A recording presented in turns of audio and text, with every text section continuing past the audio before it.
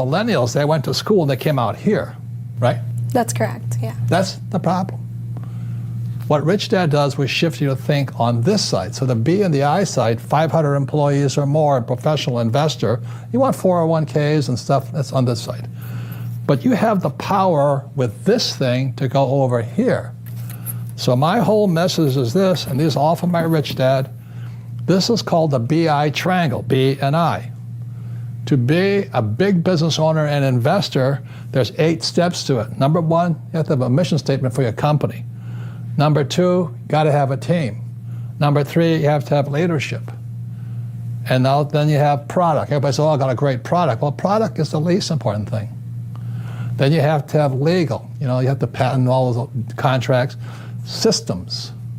You know, a car, an automobile is a system of systems. A computer is a system of systems. The human body is a system of systems. That's why you have a good team. You have the communication. This is the most powerful communication device ever. You know, but most people use it to text and complain. Yeah, and check their social media accounts. Yeah, I mean, grow up, you guys. And then here we have cash flow. You know, cash is either flowing in or flowing out.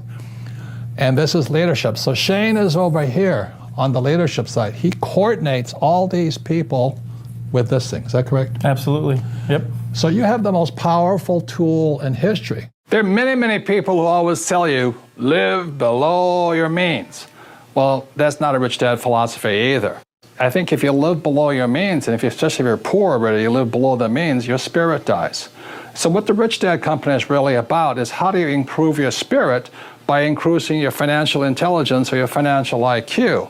Instead of living below my means, or what most people have as a job, a job, you can only work so hard. So my goal, my wife's goal every single year, is we increase our assets. So we buy more rental property, we invest in oil, gold, stocks that pay dividends and all this. So every year, our income or our cash flow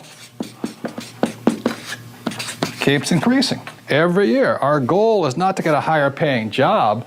Our goal is to keep increasing our assets.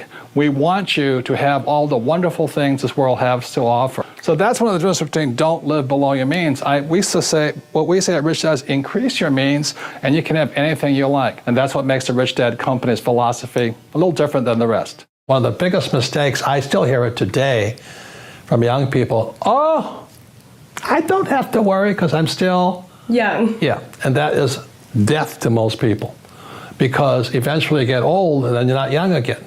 So it's a way of saying, when I talk about assets and liabilities, one of the most important things you have in your life is time. It's one of your greatest assets, or it's your liability. And being, I just turned 70, and I have friends who have nothing. I mean, they have zero. Now they've made a lot of money, but they have nothing here. They have nice houses, nice cars, 16 wives, 19 kids, I don't know what they have, but you know what I mean? And being young is great, except it can be a liability to you. Because when you're young, you're just having a lot of fun and life's exciting, it's new. So, at the time, but the thing is, this is the lesson today, is so many people spend their time focusing here. They want to make a lot of money. And I can hear it in their words. They say, oh, I want a career. This is career. Okay, or I'm going to start my own business. And this is the chart here, which we've seen.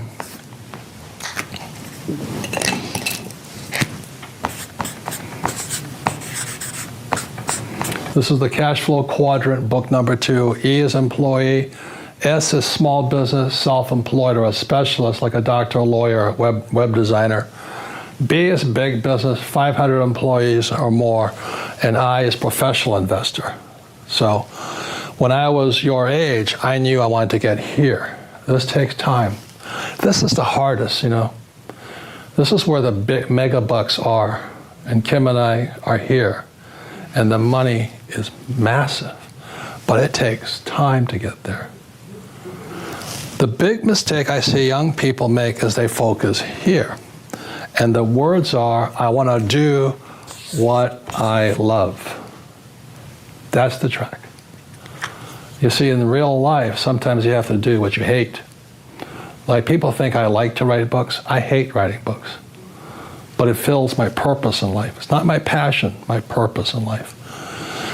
Because my purpose was to get here. A lot of these guys get trapped here doing what they love.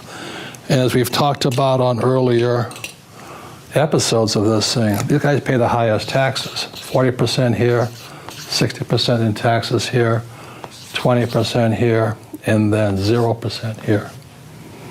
So when I was before my 20s, I knew I wanted to go there, and it wasn't doing what I loved.